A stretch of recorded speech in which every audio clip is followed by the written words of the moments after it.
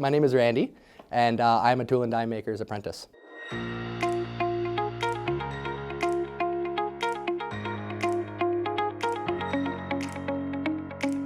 Becoming a tool and die maker for me, I just fell in love with it at first sight.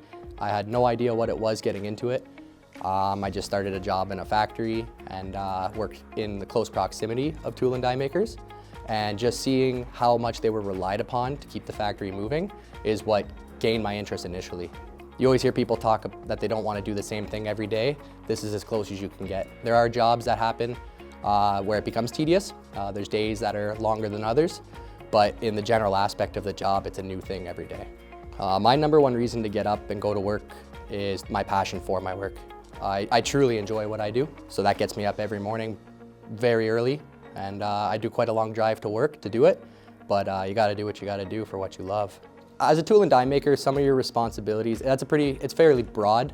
If you're in the production setting for manufacturing, you're required to upkeep tools and basically make them run more efficiently. Whereas I come from a build shop where we just basically get the tool up to a point cosmetically, dimensionally, that whatever company we're delivering the tool to can use it for mass production.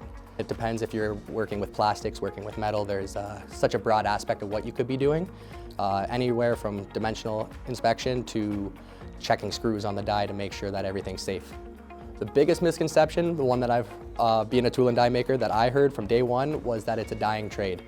I'd say, not to sound morbid, but it's dying in a more literal sense. So much of the trade is actually over the age of 35. It's like 98% of the trade is over 35. So that leaves 2% of us to handle the growing demand for manufacturing needs. So I'd say that's a big misconception, that it's not actually a dying trade. It is still completely necessary for manufacturing to exist, whether it be cars, plastics, anything like that. It all comes down to the initial manufacturing of the die. I work close with CNC machinists, and even the best machinists, the work that they produce still needs to be worked by hand. That's the dying trade, as they would tell me, was that you're gonna lose your job in 5 years. They're gonna be run by computers or robots. So I'd say that's a huge misconception of the trade. Trades in general, I think, are in desperate need of young people. Tool and die especially, it's not a trade that is taught or even spoken of in school. I went through shop class, metal shop, all that working through high school, but nobody ever mentioned tool and die. I've stumbled across it by accident, and the people I work with, it's very heavily passed down through family. So if anybody out there is interested, I'd say just put yourself out there, go to the factory, start as a general helper. You don't need to just jump into a trade that you might not like.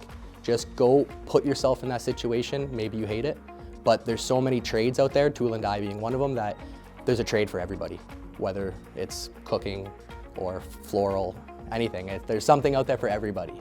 Anybody who is thinking to get into trades, to absolutely do it. At least give it a shot. I mean, it's not a huge portion of your life that you're giving up if you come out of it and you decide you don't want to do it. The skills gained from a trade are lifelong.